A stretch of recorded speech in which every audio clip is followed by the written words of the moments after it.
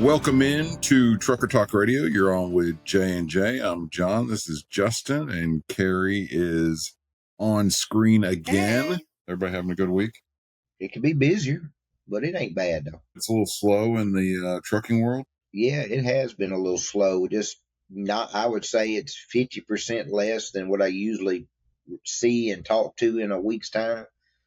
Yeah, last week was productive, just slow. This week's just been slow. I guess people are not ready to come off of summer break, or maybe it's too hot for a lot of guys to want to get out and really do work. And the biggest problem that I see overall is and this wasn't the case a couple of years ago, and I wish we could have a driver maybe explain to it, because I've not had anyone do it yet.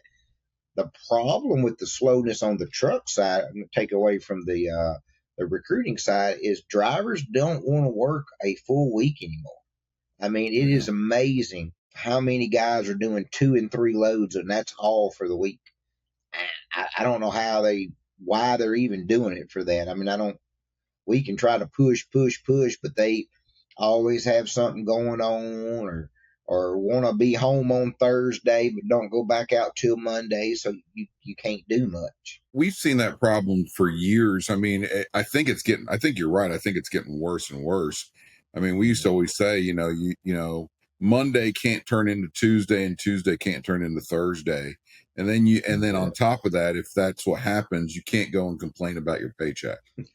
They gonna do that, guaranteed. It just amazes me. We used to pull up guys, and they would complain about their paychecks. So we pull up their last week's revenue, and they did 2,000 gross revenue that week. You can't make any money with that. Nope. I mean, it's amazing. I had a guy a couple weeks ago got all mad and quit where he was at because his revenue was not great, but he was a power only guy. Wouldn't pick up a trailer like he was supposed to. He was going to be a flatbed guy. Decided that he wanted to do power only. Well, you can't, when you're running power only drive in or flatbed, most of the time you're doing a load out trailer where you can kind of keep it for a week for, a little bit of nothing. But in that 7-day period, you have to work yourself towards the destination of the trailer. So you're limited of where you can actually run. And I kept trying to explain to the guys, like, hey, trailer's $200 and something. You can make a huge difference. It's $40, $50 a day. I mean, you're going to get more than that. You can run like you want. And then he started complaining about his fees. And I'm like, you're 3 weeks from having all your fees done. That's an additional $400 or $500 in your pocket every week. I said, if you decide to go somewhere else, you got to start all right over. Starts right over again. These guys don't realize what it costs them to change carriers. I mean, you're talking by the time you miss a paycheck or two, you're talking $3,000 to $5,000, $3,000 to $5,000 every time you change jobs. And I see guys out there with anywhere from 3 to 7 job changes over the past year. I mean, you have 3 job changes, you're talking $10,000 to $15,000 that you've lost out on. If you're going to make a move, number one, be strategic and have, but realize you got to do some really good research. I mean, some of these guys just puddle jump for the sake of puddle jumping, and they think that they hear, somebody's making more money over here. And, a lot of it, you got to look yourself in the mirror. We've talked about it before. You just got to look at yourself, see what you're doing, see what you can do. And maybe at the end of the day, you got to say trucking's not for you. If you're only working, 2 loads a day, then what are you doing out there? I mean, unless you're just trying to get away from your wife, what are you doing? Two loads a week in a truck is not going to do anything. It's not going to get you anywhere. And if you don't come out on Monday and start your work week right, there are no shortcuts. Shortcuts is working. That's what the shortcut is. It's working it. So anyway, Carrie's got a jam-packed show for us today. But before I get into that, I do want to say, I don't know if you've had a chance to look at some of the editing that's been done. I do want to give a shout out to our new producer, Fabian, who's doing some part-time work and doing some cool editing stuff and graphics and making us look cool, giving us some intro music. So definitely thank you to him. He's making us look really good. So I appreciate that. Most of it. I did see we're on YouTube now, I guess. We are on YouTube. Yeah. Subscribe, hit the like button. Isn't that what I'm supposed to say? I think it's subscriber, some kind of subscriber. You have to ask your children that. They know all that kind of stuff. Rate, subscribe. Tell a friend. Tell a friend. Tell a friend. That's right. Well, we've got a jam-packed show today. Breaking news from Fort Stewart, Georgia, home to the U.S. Army's 3rd Infantry Division. So just before 11 a.m. this morning, gunfire broke out on base, triggering a full lockdown. Military police and federal investigators responded fast. And I mean fast. They responded within minutes. I saw this earlier. The gates were closed real quick. Personnel were told to shelter in place. Protocols kicked in. I guess 5 soldiers were injured and 2 are in trauma care. So thank God no one was killed, but just an awful situation. It seems like, you can't go, 6 to 8 weeks without hearing some of this crazy shit. It is. It's I've got a friend that lives nearby there and said it was an actual officer. I think a sergeant of some type was the one that did the shooting. So you just never know. I mean, it's when I traveled out west, I was very vigilant. 10 years ago, I didn't pay attention to people. I mean, even where I live, we just had that mass murder of like 4 people up in Dyersburg, Tennessee. They caught the guy about an hour from my house. And just to kind of give you something I just seen right before I come on, and I live in a very rural, small area. And probably less than 45 minutes from me, they just found 2 bodies in a lake. Was that the guy that killed his family? Well, he didn't kill his family. This guy, from what I read about it, he was part of a gang society or something, and just wrong place, kind of like wrong time. The guy that I found that they captured in Tennessee yesterday they had a nationwide manhunt for him. He killed like 4 people in his family, but they found him. Let me ask you this. So you see all these mass murders, you see these these crimes, and people get away and they're in hiding for a few days, a couple weeks until they get caught. And they're normally around the area. A lot of times they don't have the information real quick. So, I mean, if I'm that criminal, why am I hanging out? If I did the crime in Orlando, Florida, why am I anywhere in Florida? Why am I anywhere in the country? Before you commit that crime, why are you not? I mean, do these people not watch movies? Why are you not going to get your passport before you commit the crime and then taking a plane, at the nearest airport out of the country? These people I was thinking the same they're thing. idiots for committing the crime, but I just don't get it. I see it every time. And I'm thinking this one's going to be smart and he's going to be in Mexico somewhere. Well, did you hear about was it, I don't know, maybe 10 to 15 guys that broke out of prison in Louisiana, and they caught every one of them but one guy, and that guy is still on the run. Still. Yeah, he was smart. He had a different family member. And to your point, they found all those people in the New Orleans area because they all went to friends and family's houses. They had some friends and family turned on him and said they came to my house. A bunch of idiots. But that long gone. I would be a stowaway on a boat. I would be. I mean, my God, you got one chance and you escape prison and you're hanging out in the town where the jail's out. How dumb can you be? With friends and family, where first place they're gonna look is people you know. Most definite. Yeah. Well, and 2, the guy in Dyersburg was a great example. So the night before they caught him, they had got him into an area, and they had this big manhunt inside of the city, part of the city of Jackson. Well, that night, I kept getting Facebook notifications, and it was the guy getting caught on people's home cameras. And he was trying to find a door open, I guess, to get out of the element for the night or something. And I'm thinking, dude, why ain't you trying to break into a car and get gone? Which, Yeah. I mean, Be on the run. Besides, Be on the run. you ain't cut going to your outrun hair. a dog's nose. Mm-hmm. Yeah. I just don't get it.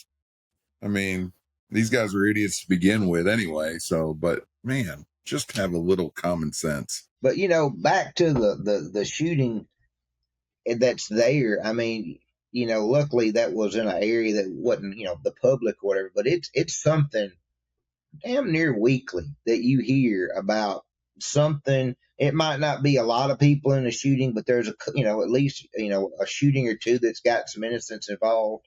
I tell my daughter, it goes out now, and you got to be so vigilant. And it's kind of funny. We and her went out to eat the other night, and she said, "Hey, when I'm not with you, I sit with my back to the back of the restaurant so I can see the front door." I'm like, that's what you have to be. You have to be vigilant all the time. You can't let your guard down anymore. It's sad that it's the way it is from back when we were, 80s kids that didn't come home for 10 hours a day. Our parents didn't know where we were, but as long as we was home, by the street lights coming on, everything was good. And you can't do that now, even in a small rural town.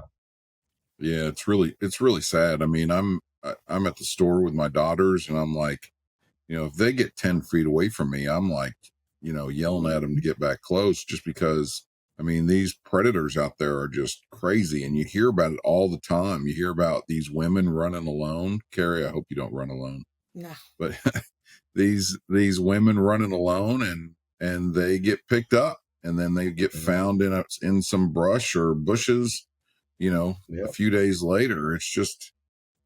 It's unfortunate, and our country's filled with so many illegals now. And I mean, did you hear about the illegal? It was a car accident. Can't remember where it was, but killed a mother and her 11-year-old son in the car. And the illegal ran off the road. He had previous DUIs, a DUI and a DWI. And then now he was driving, and I think he was actually deported once before, came back into the country, wasn't supposed to be allowed in, was driving under the influence, and killed a mom and her 11-year-old son. What in the actual hell? Yeah, no doubt. Awful. So, all right. Shifting gears. You like how I did that? I'm coming up with these new transitions. I'm trying to get more. He's practicing. He's practicing in front of the mirror. Shifting gears. So President Trump actually. So today, I mean, how many presidents? I just saw a little earlier. He was on the roof of the White House. Mm-hmm. Yeah, on the roof because they're doing reconstruction on it. They're doing some improvements on it. Who else do you want besides Trump, the real estate mogul of our lifetime? And he's on the roof. And he's making sure, I mean, that White House has to be immaculate. Can you imagine the changes that went underway when Biden got out of there? I mean, Obama, I think, is a pretty trendy guy, but I know that some good changes were still made. But can you imagine Melania and Trump going in there and just making changes left and right? Yeah. And then this guy's getting up on the roof, inspecting improvements. And I mean, and he's not getting paid. Let's remember, he's not even getting paid a dime. Mm-hmm. He's not making any money. He's not making the salary. He donates his salary every year. This guy is he's incredible. Well, I mean, he's also fixing to donate money to build the ballroom because they don't have one, which makes absolutely no sense why I couldn't believe that. I couldn't believe they don't have a ballroom. They actually pop tents up out in the lawn when they have big events. And I'm like, come on, we're supposed to be the power country of the world. And every president, every person that's of high value in any country, they have a place to have a big get together when other, diligents come in and stuff. And I'm like, we don't have that. Did you see when President Trump's administration went to Saudi Arabia? And they were all shaking hands with the princes of Saudi Arabia, that massive room that they were going into to shake the hand. Yeah, why don't we have, I mean, the White House is amazing, but right. You still got to have a place to entertain. I mean, I know it's nice. Absolutely. They talk about there's certain rooms, like the Lincoln bedroom, and there's a couple different rooms throughout that are, well known, and they make sure everybody sees them. But we should have a place to where, any prime minister or king comes, that you can.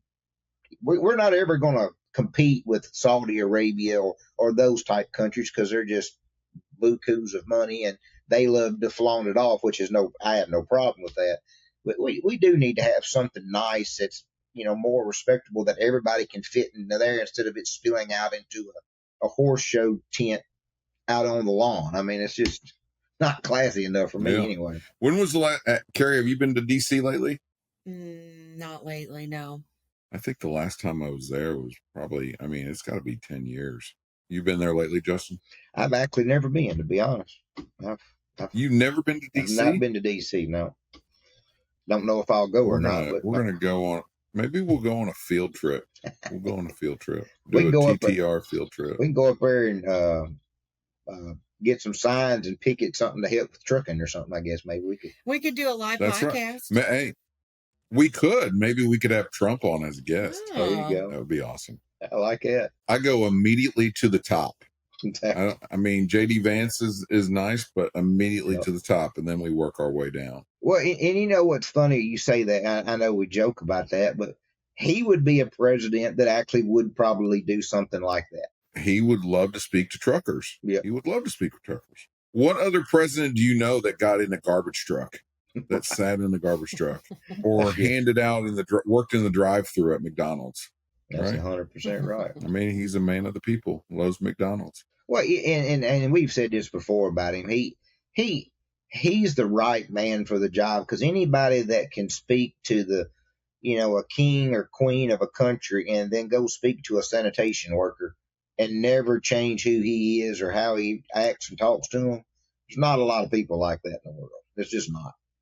And that, to me, makes a huge difference, because you should respect that, and everybody should listen to him speak about that. You might not like him, you might not trust him, but you should respect him for that, because I don't know many people, period, that can do that. And that's a huge tool. That's why he's good in negotiating, is because he can change to whatever. He don't really have to change, because he doesn't change himself, but he fits in every model. Yeah, he's a once in our lifetime type president.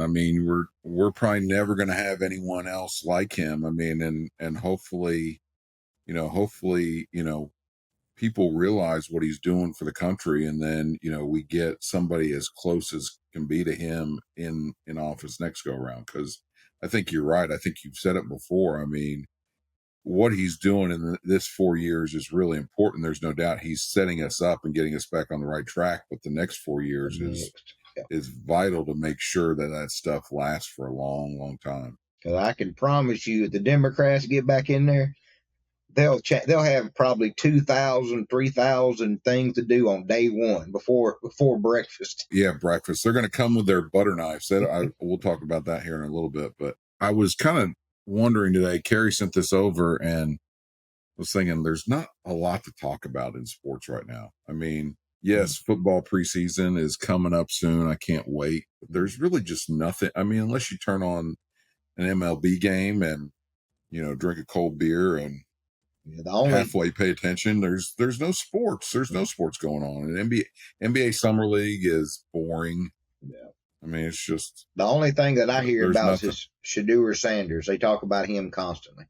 That's about the only sport you hear about, and he is getting kind of a bad deal. And but that's it. They don't talk about anything hard. There's a little bit of WNBA. Yeah, that's really it.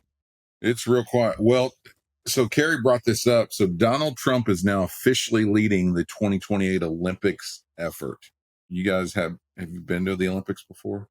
No, I was there in Atlanta right after, really that, and it was still pretty amazing just to see all, but I've not ever been to any of the events. A city, changes completely. Mm-hmm. It just changes its shape when the Olympics come. It's Atlanta pretty incredible what it can do for the area. So hopefully, I like to hear that Trump is leading the way. How does Gavin Newsom feel about this? Trump is taking control. making a federal Olympic task force. Yeah, but their state's a shit show, and somebody's got to have some oversight on that, or it'll just be people acting crazy and going nuts and shooting people and act whatever.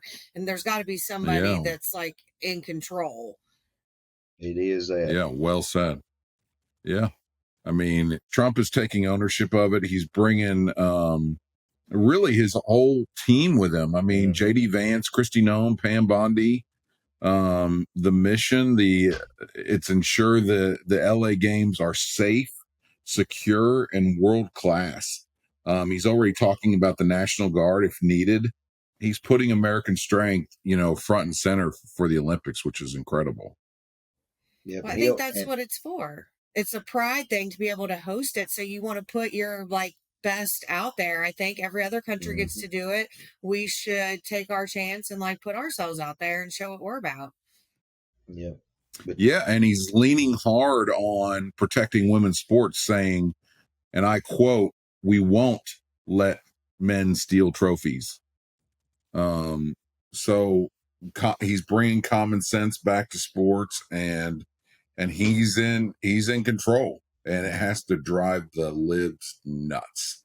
Yeah, it does. Anything he does drives them nuts. It don't even have to be nothing but him just reading a brief, and I think they go berserk. It's crazy, but and he'll look at this as a pride business move too, to show the world. Because I will say this about Trump: you can like him or not, and I've went through presidents, I guess, since Carter. And other than Reagan, I don't know of a single president is as proud to be as American as Donald Trump. The Bushes didn't. I voted for the Bushes. Bushes didn't care. They was all about money. They was just big Texans. But Reagan was not a true politician, and he loved America. But Jimmy Carter was a joke. Obama didn't care, and they're fixing to hopefully. I don't think Obama's going to get in trouble because of the deal that Trump did, with the Supreme Court. And of course, Biden, he will definitely go down in the history books as probably the worst one. Luckily, it was only 4 years, but it was a rough 4 years. Well, he's going to be going out in 2028 in style. I mean, if he's taking over the Olympics is his. He's going to be going out in style. He knows exactly what he's doing. I guess he got to accept a medal from the 1984 Olympics and said, "Can I say I won this medal athletically?" So he is. I mean, he's just a genius. He is. And if they ought to give him a gold medal in anything, the man don't sleep. He doesn't. No. I thought I was pretty amazing. I sleep about 5 hours a day, but usually every other weekend I'm out for 10 o'clock or so on a Saturday morning.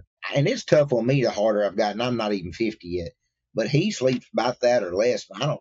At his age, and as stressful as his day is, it seems like the older I get, and I think y'all would agree, the rougher day that you have working, it just drains you, and you're exhausted. Well, I can't imagine. But you know what? He does not let anything get to him. He laughs at it. It's like you and I were having a private conversation earlier. It's just like, you just got to laugh at it. Trump would just laugh at it. It's good to, kind of watch him and kind of imitate the way he handles business and people yelling at him, screaming at him, the inefficiency of our government. I mean, it lines up with a lot of what we're dealing with on a day-to-day basis. And, the corruption that's involved. I'm not saying that there's a ton of corruption in the drug, but it's inefficient. And, and people just do stupid stuff. And the way Trump handles it and just, lets it roll off and say, look, this is my response to it. This is how I feel about it. He doesn't hold back on anything. No, he doesn't hold back on anything. I would be broke if I did that, though. Yeah. I wouldn't have a dollar to my day if I said what I wanted to say a lot of times. Well, but when you get to a certain point, right, you've got to keep building. And when you get to a certain point, then people start to listen. They start to listen. You just got to get to that point. You got to be able to put in the work now. If drivers would listen to that, and if they would actually take advantage of their current situation and look themselves in the mirror and say, I'm going to kick ass and I'm going to do as many loads as I can, and I'm not going to turn any loads down. You would have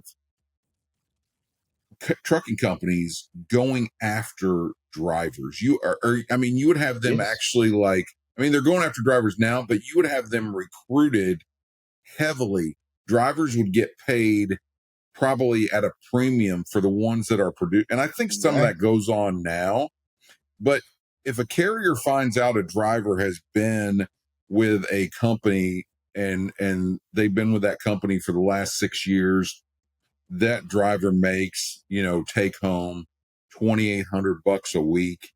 He's on time. He comes out. I would bet a carrier goes after him, finds out about him, and says, hey, we need to recruit this guy. I mean, it's just like a star athlete. I mean, if all drivers would kind of take that approach, number one, they would make more money. And number two, they would be highly sought after those good companies. And it would force trucking companies to perform at a higher level, get better freight, and then everyone is successful. And you're right on that, because I hear guys all the time, well, I decided not to come because my company decided to give me a little bit more for what I'm doing. Well, if you're that guy you're talking about that is, gung ho, yes, sir, does what it's supposed to, just, beating the pavement, they're going to get that extra due early. They're not going to have to wait until they threaten to leave before the company, because I can promise you, and you would agree, if you're a truck driver and you're a damn good owner operator or a company driver, the company you're with realizes that. They treat you better. You get the better loads. They even feel like, hey, well, he's coming up on a 4-year anniversary. What can we do to make sure he stays? Give him a little bit more percentage, or, free maintenance, credit, or anything, just anything to be appreciated, because the struggles that I don't even think regular truck drivers understand, the struggles that companies go through to find good drivers. Because I feel like one of the major issues with drivers, especially, they don't think they're a bad driver with their attitude or how they want to run. And so they don't think much about it, and they don't realize all the hard work goes involved, from recruiting to onboarding to all that expense and time to just lose you in 3 months. So they don't get that part, to where a company does. And like you said, if you see something, and I mean, don't get me wrong, I would love to have all these great drivers like it do a Radiat profile. But it wouldn't be for the simple fact of that person showing off his profile to try to get, to use it as leverage. To me, it would be a bragging point, like, hey, I'm doing this right. And to where the companies know that and take care of them. Because like you've said a million times, if you want to be on some great account, there's 20 guys doing it and 20 guys waiting. You got to get in the line, stay there a couple years before they're going to hand you the keys to the kingdom. And I mean, no one should think different, but truck drivers a lot of times think that they should be given the opportunity right then. But it's just like what people don't get is, you put your heart and soul. If you're a company, or if you're a fleet manager or a dispatcher, an agent owner, you put your heart and soul into that customer. You don't get that customer just walking in there the first time. You've got, a year in there, a couple years of knocking on the door, making phone calls, dinners, golfing outings, whatever, to finally get your foot in the door. You don't want somebody to mess that up, because it might take you 6 years to get that account, but it can take one driver doing something wrong, screwing one something driver up, come in there and screw it up. And the new drivers coming in need to put themselves in that tenured driver's situation, the one who's been there the longest. And they come in and they're, and then they see a driver that just came in, that's sitting side by side, and then they don't know the freight inside and out, and they're making, all of a sudden, day one, they're making the money he's made, and he's been there for 7 to 10 years. And he's like, I mean, if that new driver coming in, if the shoes were on the other foot, he would be pretty upset about it. He wouldn't want that. And if you go in and mess up that account and mess it up, you're not just messing up for one guy, you're messing up for everybody. That's right. And that's a big thing that happens with these guys that run containers, right? They, containers will be great for a while, and then all of a sudden everybody wants to start running containers at a certain point in the year. Well, as soon as that new guy comes, they're going to do it for a few cents less a mile. The next one comes in. It just keeps going down, and then the poor guy that's been there for 2 or 3 years working with that company, now they've got to do it for less per mile to still get loads, and they didn't do anything wrong. But like you said, if that guy that started now at 2 or 3 years later and guys start doing that, he ain't going to want that at all. And there's no, I don't know if you'd call it give and take, but I wish that was more respected, would be, I guess, a good thing, a way to put it, of respecting, kind of like you're supposed to respect your elders. The truck drivers that come before you should, you should respect that and just try to learn from them and figure out what they're doing to be there successful and be able to be on that account. What I got to do to be, and it's no different like we talk about the NFL. That's what rookies do, right? Mm-hmm. They go into the NFL, they're getting a little money, but they're practicing with the veterans. They're learning, hey, this is how you do it. You don't do that. And it should be the same thing in trucking and pretty much everything. Just learn from the people that's been there before so you don't make the mistakes they did. And, but yeah. I think a lot of times, do whatever it takes to build your reputation. Mm-hmm. Reputation is everything, and everybody in trucking knows one another and they talk. It's just like drivers talk about trucking companies talk about drivers, and that's why you have a DAC report. Yep. And and you're build a reputation that is respected across the industry, across the entire industry, and you can have pretty much any job you want. You can write your own ship. You start puddle jumping too much, carriers are catching on, and it's just not worth it to them to spend the money that it takes to onboard you, the driver. They're just not spending the money. I mean, and they're getting frustrated. So they're being more and more careful about who you are as a driver. Why are you leaving your current company? How much money are you really making? And what's the reason you're not making money? Is it truly the carrier, or is it you? Are you not willing to come out? Are you looking for an opportunity to work less and make more money? It's probably not going to happen. Trucking companies need you to work more and more. And especially with this, with these tariffs the way they are, Trump has just said, made in America. I expect shipping to go way up. Mm-hmm. I hope that it does. I think that prices are going to go up, and I think there's an opportunity to take advantage of it if you're a driver right now. And, build a solid reputation. Yeah, most definitely. Truck drivers, they don't realize that, I don't think, like what you're saying about their background, because I guess probably 20 years ago it wasn't a big deal. But there's so many, that's one thing, there's so many drivers out there now that you're competing all the time for spots. Even though there's so many spots available, everybody's recruiting hard. If that company's got a good week and got 3 or 4 in the query, what are they going to do? They're going to go to your work history. They're going to look and compare you to the next driver to see, okay, does this one seem more reliable, or is this one, doesn't job puddle jump? And it's, like we've said before too, making that relationship, making yourself known. When you show up at a carrier, and I don't care if your name's on the side of the truck or the company you're leased on to, you still are representing yourself all the time. Just like me and you and Carrie, we're on this page here. We're doing things on other pages. We're doing stuff with Ready App. We have to always know what's going on to protect everything that we do, right? Truck drivers are the same way. They're the only person that can truly mess themselves up. Yeah, there's bad carriers and there's fraud and all that kind of stuff that we have to deal with now with the new world of trucking. But truly, it's the driver themselves who holds the key to their success. Because if you go into a place and something's not right, or you did something wrong, or even if they did something wrong, be the bigger person. Hold yourself back. And I'm not saying that's easy, because I'm not the greatest at doing that.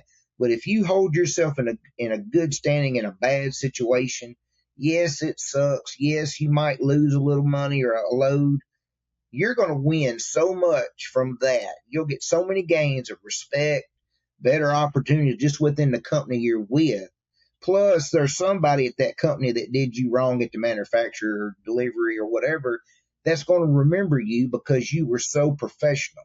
Because there's not a lot of professionalism on the trucking side. Each load is an opportunity. Each load is an opportunity to build, a relationship with that customer. You get a good load, you get a good rate. That should immediately trigger something in your mind. Like, I need to make sure that I pick up and deliver on time, because this load, you don't know how many shipments that shipper has. That's right. And you need to go in. You know how much of a difference it would make if you get a good load going from Houston, Texas to Cincinnati, Ohio, and it's a great paying load, and it's, whatever the rate is, and it's better than the average rate. And you go into the shipper and the receiver on both ends, introduce yourself, shake somebody's hand and say, thank you for the load. If we can do anything else, pick up and deliver on time. Don't show up late. So many drivers are just, you have these opportunities in front of you. They don't even see it. And, just show up whenever, thinking the appointment doesn't really matter. It matters. Everything matters. And the drivers that go the extra mile, and then they pick up and deliver on time, and then you ask that broker, you ask that customer, maybe you ask both the shipper and the receiver, hey, do you have these loads very often? I really appreciate you taking the time to, I really appreciate you giving me the load. I'll make sure I pick it up and deliver on time. Shake their hand, introduce yourself. It doesn't take a lot. And you go the extra mile like that and build a relationship, it could change your life. It set you so far. You set yourself apart. And it may not happen on that particular load, but one load it's going to hit. If you make it a habit of doing that, one load it's going to hit where they're going to say, hey, I want XYZ carrier on my loads moving forward, and I want this guy in my facility every single time. Every single time he's available, I want him here. He's professional. I don't have to worry about him picking up and delivering on time. He's nice to all my dock guys. Yeah. And he comes in and says hello. It makes a huge difference. It makes my day much nicer. That's right. And you go and do that, you could change your life as a driver. And you have a better chance. I mean, realistically, you have a better chance if you do that daily than ever listening to other people and jumping from company to company, trying to find that great hit, that great lane, because everybody's going to tell you they got something great. But for the most part, if they do, somebody's already there in line for it. You're better off finding a company you feel comfortable with and then making your own look. Go, like you said, that extra mile will make such a huge difference. And it's just, it's just not in the culture of trucking for some reason. So if you do it as a driver, you're setting yourself up way far. I know some good guys that I had for a long time. I mean, I had these drivers for 7, 8, 10 years, and that's what the best drivers would do. They would go into these shippers, and especially they would get these loads near the house. They would bring in bagels or whatever, and they would introduce themselves, and they would, they'd make sure they're cleaned up and look nice, and and then they set themselves apart. And it changed. It made that, even if they weren't making a fortune, it made their week so much less stressful, because they knew they could count on that load. They knew they could count on the shipper. And then you do the same thing at the other end. And when you get and you put like a triangle or a square together in different areas, and you just do that and you build relationships. It's all about relationships. It is. And people want to work with good people. It doesn't matter about anything else. People just want to work with good people that are happy, people that, don't make their lives miserable. It'll make all the difference in the world. And that's what'll work. What else is working? See, I'm good with these. I'm good with these things. What else is working is Trump's tariffs, right, Carrie? Trump's tariffs. Nice segue. Yeah, I'm all about it. I like that word. Segue. Yeah. Trump's tariffs are working, though, aren't they, Carrie? Yes, because now Apple is finally bending to the pressures. Yeah, they are. Yes. They are. Yep. They're investing in America. Apple they're just get slammed with all kinds of fees, and that they don't want to pay that. So now they've decided to come back to the U.S. and they're opening a new place in Texas. In Texas, right? Yeah. Awesome. They just announced they're dropping another $100 billion into the U.S. manufacturing. Everybody is eating their words right now, aren't they? Most definitely. Yep. I've got people that say, all this and, it's going to cost us so much more. The whole key to this whole process is to bring back manufacturing. So first of all, we create more jobs, but then second, to have better products. To have, trust me, I spent enough time in China. China's products they're cheap. Let's just face it, they're cheap. Well, and also we don't want to rely on China. We hadn't even made chips in these AI chips or these computer chips in the U.S. until just recently. I guess we're getting ready to, but there's a whole chemical process, but you can't just say, I want to manufacture a chip and get the pieces and manufacture. There's a lab process and chemical process that makes it all work together. It's very complicated, but it's not just, the flip of a switch. Right. You can make chips and we're so reliant on China on all this stuff. Phones. I guess I didn't realize that, Apple got phones from India, or phones or electronics from India. They're getting ready to get hit by a 25% tariff. India is, because they didn't come to the table. Yeah, so I think that's what fueled Apple to say, okay, we're not paying 25 to 50% tariffs on Indian products that we're getting from them. So we're taking our talents back to the U.S. That's right. But same thing with China. Now Trump is threatening to put tariffs on China over certain things that would hurt, again, Apple and Tesla. So they're going to have to pull back and decide what they're going to do, or they're going to end up having to pay astronomical prices to keep their manufacturing there. And, you think about it, not only does it create jobs for that manufacturing plant in Texas, okay? There's so many more jobs that's going to come from that. All the trucking that's going to be involved. All the places near that's going to get, more people buying groceries in that area. More people, getting gas. Homes will be built in that area. All these things, it just spreads out. And I don't think a lot of just normal Americans understand that. It's just like the Olympics, for example. Olympics comes in. The money is made for hotels and stays and restaurants and all that revenue.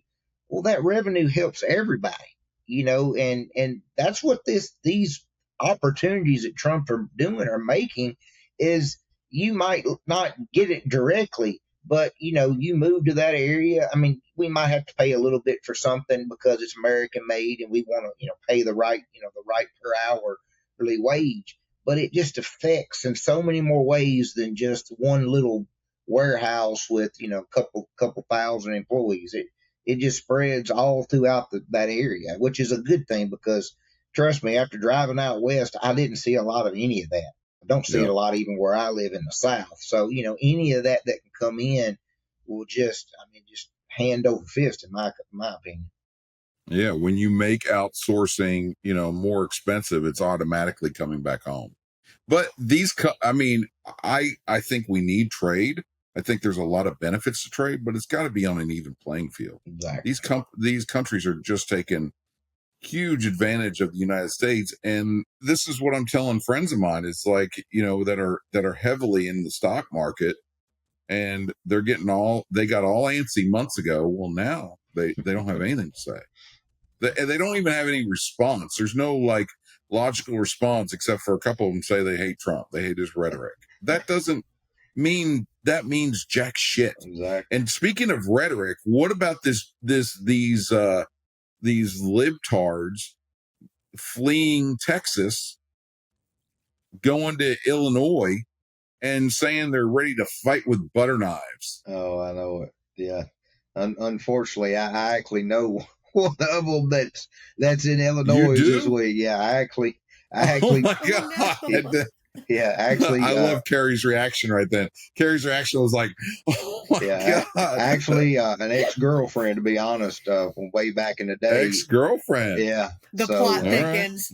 That's right. Now, yeah, it does. I mean, she. Please tell us more. Yeah, she's a great girl. I mean, she's retired Air Force. Served her country, but I don't know. This is why. I don't know. It just my mother called me the other day and said, "Hey, she's on TV," and I wasn't watching at the point because I was working, so I hadn't had the TV on, and I clicked it on later, and there she was in the background on Fox News, and I'm just going, I hope you know what you got yourself into, because I know with how Trump don't care.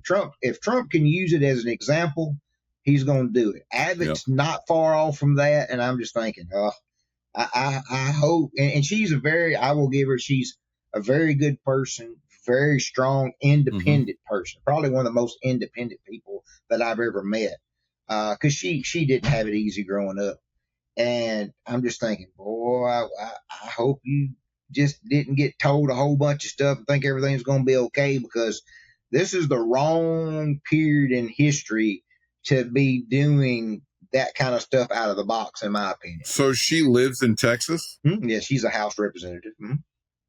She's a House representative in Texas. Yeah. So she may be getting arrested tomorrow. Mm-hmm. Yeah, her name's on the arrest report. I can be pretty sure of that. I mean, what do they think that they're going to accomplish? What are they trying to? I guess they're upset. So gerrymandering is basically like, they're upset that the Republicans are coming in and trying to move the districts around to benefit them in terms of the numbers that they're going to get for the elections, the number of delegates, or it's five. The number of 5 seats. It'll change it by 5 seats. 5 seats. And the number of seats. Correct. The number of seats that they're going to get. And so Trump wants to move that around, which the liberals do it when they're in power. It's just something that happens. Right. But the last time that the Republicans were in power during the previous Trump administration, this same thing happened then. They flee to some sanctuary city. Mm-hmm. So now it's happening again. They just look like idiots. I mean, they just, and then anything that they do to, or they complain about January 6th. Mm-hmm. They complain about all this stuff. You don't ever see the Republicans acting like this. You just don't. I mean, tell me if I'm wrong. You just don't. And the one person that was killed on January 6th was a Republican.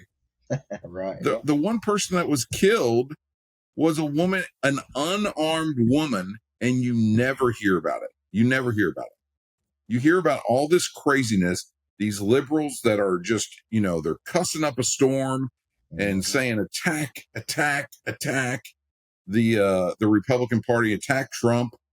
And they have all this essentially violent rhetoric. They do. And yet they can get away with that. But man, the minute a Republican says something that's out of line, or a blonde, gets in an American Eagle ad, they're all up in arms. Well, somebody told me this, and this is a good point that when I didn't even think about it till a friend of mine told me this. So all these Democrats left, right, because they didn't want to vote.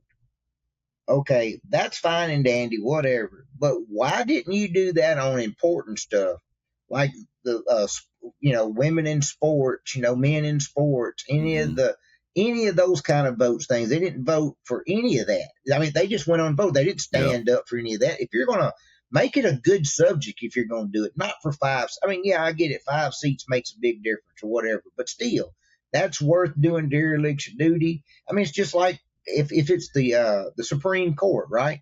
Every once in a while, we lose a judge either by death or they retire.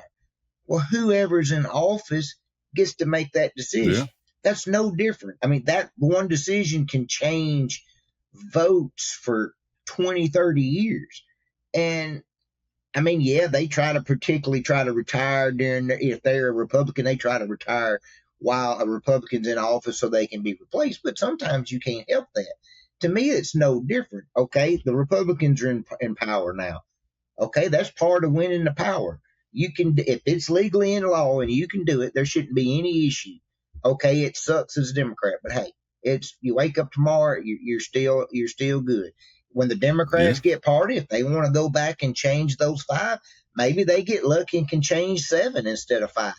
That's just the game that's played. But don't just stop. Game. Come up with, have a better game plan. Have better policy. No. Come up with something different other than transgender rights and, you know, it's just, they've got nothing. They have absolutely nothing. I mean, they want socialism, they want transgender rights, and they want DEI. Oh, and they want paper straws. I had them in freaking California. That's the horriblest thing that's ever been freaking invented. God. It's ridiculous. I went to Mellow Mushroom last night, and I guess they're a little like left-leaning company, and the pizza's good, so I don't care. What? But they had paper straws, and like I'm just drinking water, and my water is like halfway by the time my pizza comes, and I can't get any more water out of the straw, and I lift it up, and it's just falling apart. Yeah, we ate at an In-N-Out burger. Of course, that's a big, West Coast food, hamburger chain. And they're coming to Tennessee now. Yes, the headquarters are coming to Nashville. And I hope that's the first thing they do is fix their sweet tea, because it's not sweet tea. Fix that and then get a regular deadgum plastic straw, because that ain't nothing worse. Do that. I mean, that's what I think when they was coming to Nashville. Like, yep, y'all got to change them. There is nothing like Kentucky and Tennessee sweet tea, right, Carrie? Absolutely. Yeah. I'll even throw Alabama you just in take there. You just take a cup of sugar, full of sugar, like heaping sugar, and then you just dump it in, and it's. But you're right, Justin. It varies from restaurant to restaurant, because like I think McDonald's has like one of the best sweet teas like anywhere. It's so good. Yeah, they do. But you go up north and you get a sweet tea. It is not that sweet tea, and I'm like, this is not McDonald's recipe. Sugar. They put like one sugar packet in it. Yeah, one sugar packet. That's it. I was at some restaurant and maybe it's even sweet and low. It's not sugar. Yeah, I was at some restaurant in California and ordered sweet tea, and I damn near spit it out. It was so bad. I mean, they wasn't no sugar. And so I got up and found me about 4 or 5 of the little pink things, and I'm just pouring. People are staring. I'm like, my daughter's like, is that enough yet? Nope, got to keep going. I mean, it was like, that ain't tea. And I love hot tea. Now, and I drank a lot of hot tea when I was in Asia for that time period. Yeah. But that's not the same. It's regular tea that we have in the country. If it's not sweet, it's some of the worst. It's the worst thing you can put in your mouth. I mean, it just.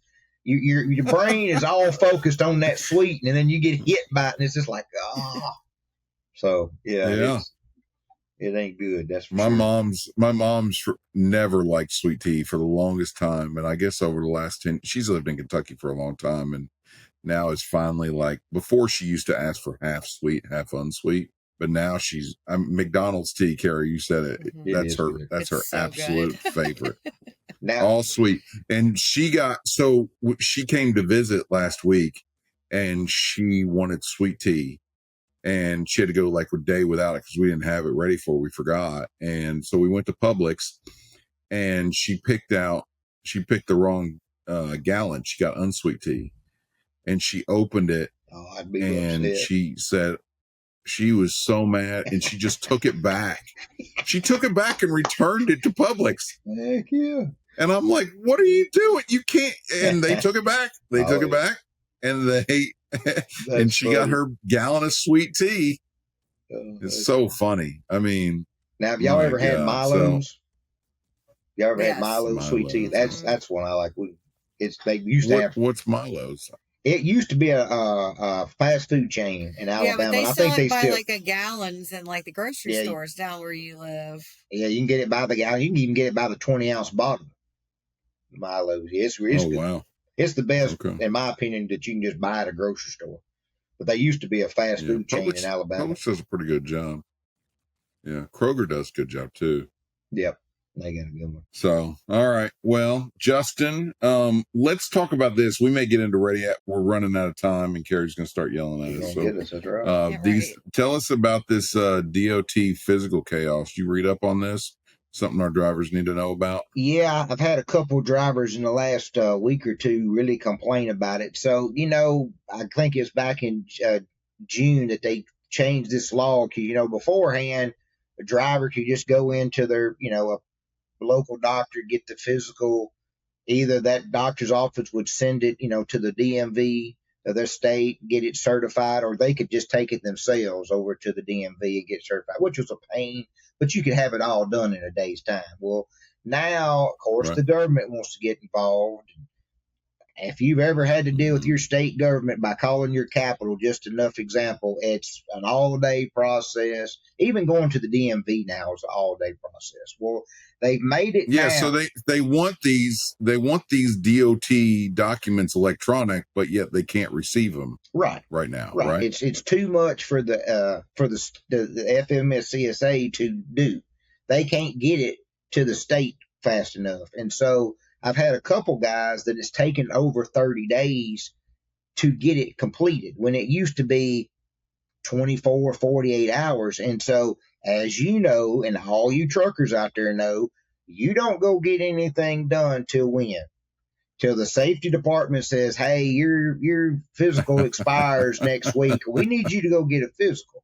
And that was fine, but you can't do that now. So the main thing I was wanting just to get out is you need to give yourself, a month and a half. I mean, just go get it. You're not losing money by getting it a little early if it comes in early. Because if it expires, then you can't run. You're parked.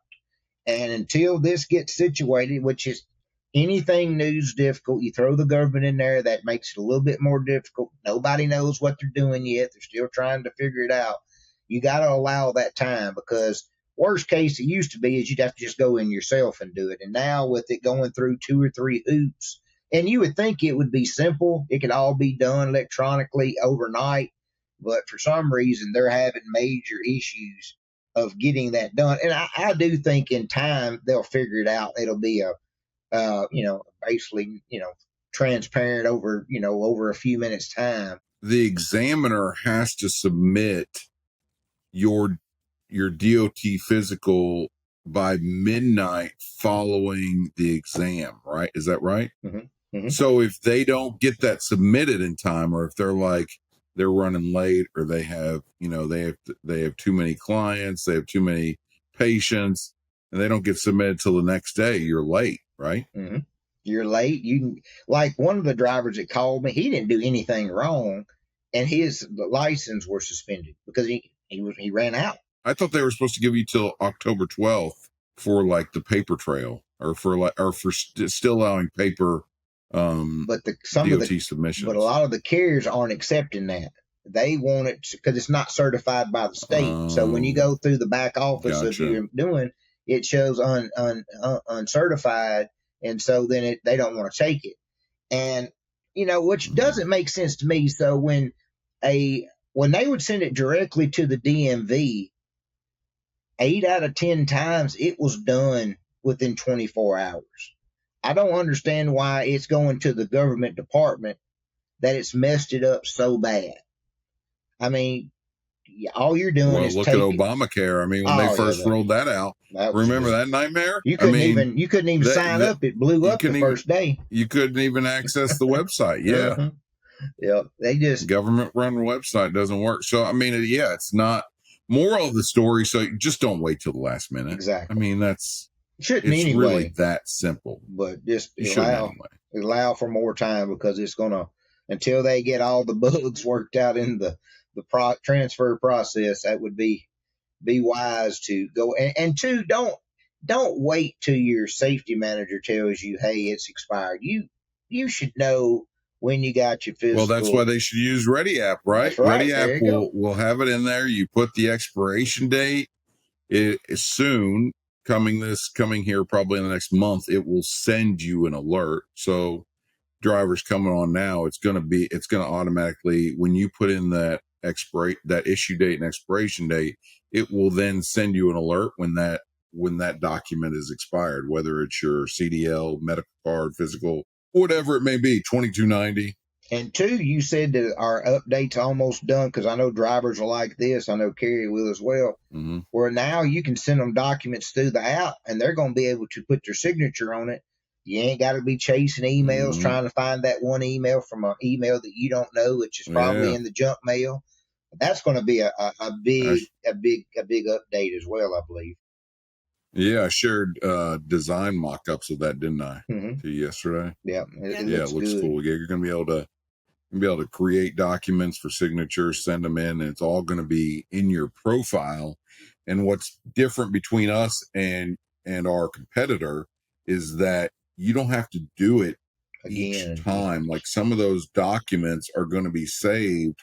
So like the documents that are repetitive, and soon we're going to have like background checks where you can get your background checks, employment verifications. All that's going to be done, and you only have to do it once. Once the employment verification is attached to your profile, and it's going to make it so much easier on you carriers. For you carriers that are listening, I mean, this is going to streamline everything. Carrie's already working on it, where we're getting so much data up front on these drivers, and it's just making it so nice because we don't have to worry about chasing documents.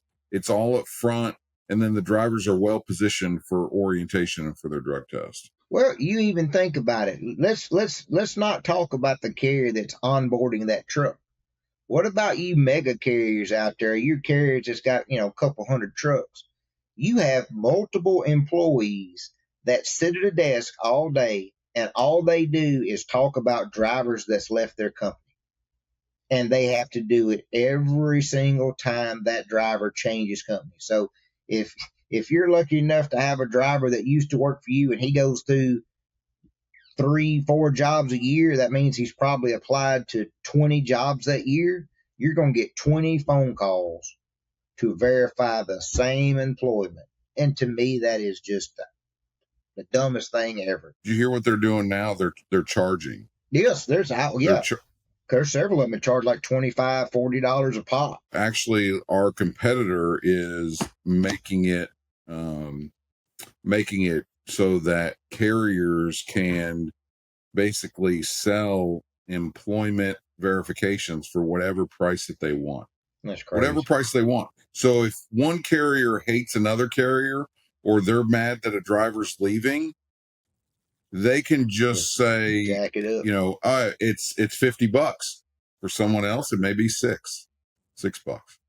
It's ridiculous.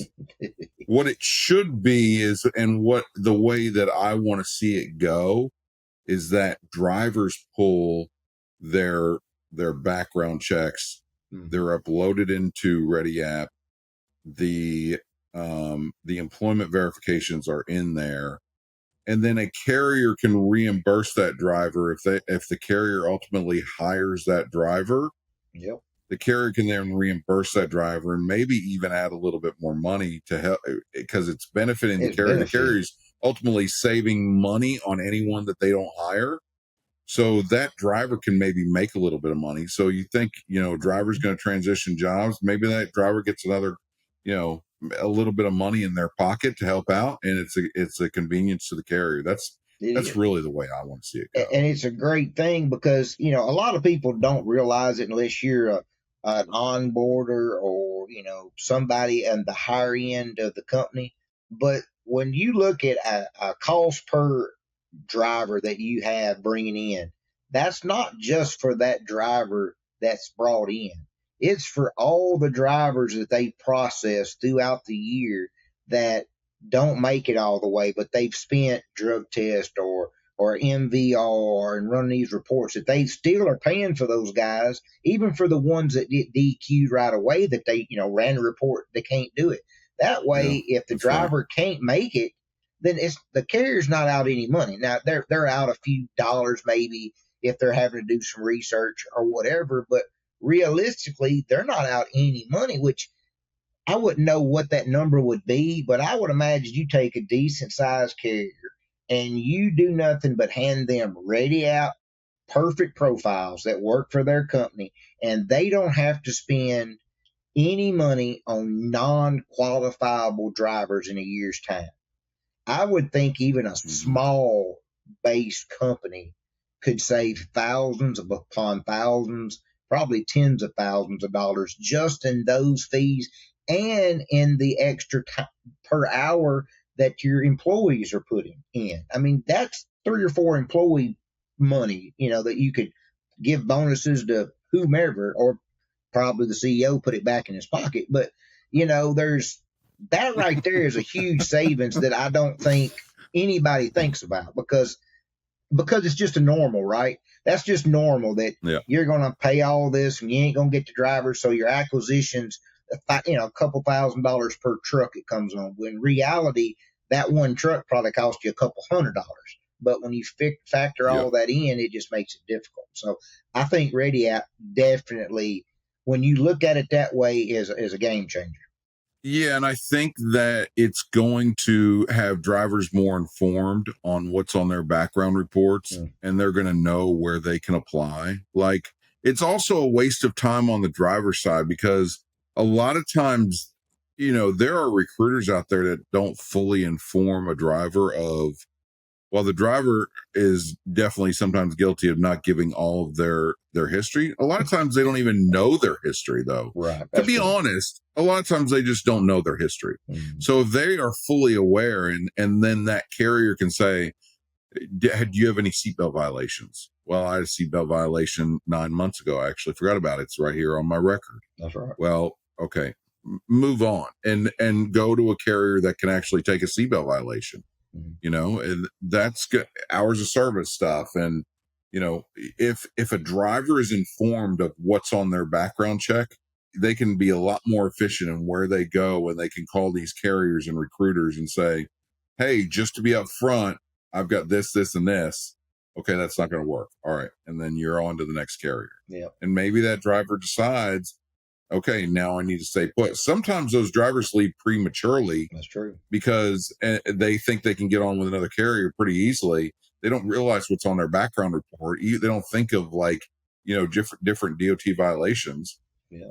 And then they struggle to find a job for several weeks. And if they would have just stayed at their current job until they were well informed about where they were going and got hired, they'd be a lot better off. Yeah. And you spend, $30-$40 on a background check, you save yourself a lot of headache, and the carriers will save themselves a lot of headache. Yeah, Carrie had a run in with that this past week. She had a driver that was not shocked that he couldn't qualify, and Carrie was like, "I think he was not shocked." I'm like, "Yeah, a lot of them just try to pass it under the radar, like no one's going to catch."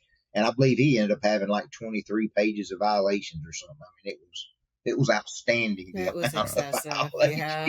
Just it like wasn't that. like he was trying to pass off a seatbelt. No. You could have maybe made 1 or 2 pages slide, but when you get to pages, double-digit pages, it's hard to push you through. Well, we've run out of time. Thank you everybody for listening. Like I said, our numbers are going up, and we really appreciate you, our audience. Carrie, thanks for being on. Thanks for having me. Really appreciate it. All right. We appreciate everybody. Drive safe. Yeah, keep the rig between the lines. Drive safe, and have a good night. We'll see you next time. See you guys. Good night, everybody. See you.